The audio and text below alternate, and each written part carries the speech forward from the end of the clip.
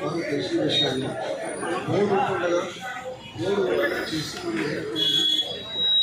నిరసనలు అల్లాపు అసెంబ్లీ చేయకూడదు. నేను మా పిల్లల లాంటి వాళ్ళు మీకు చెప్తున్నాను. మీకేమో వేరే మిమ్మల్ని డైవర్ట్ చేయాలలో మీకు నష్టపరచాలని చెప్పడం కాదు. ఈరోజు ప్రతి దగ్గర డిజిటల్ ఎవిడెన్స్ ఉంటుంది. ఇక్కడ మీరు గ్యాదర్ అయ్యాలంటే ఎవిడెన్స్ ఉంటుంది, ఇక్కడ మీరు మాట్లాడాలంటే ఎవిడెన్స్ ఉంటుంది, పేపర్లో వస్తుంటుంది. దయచేసి మీరు అర్థం చేసుకోండి.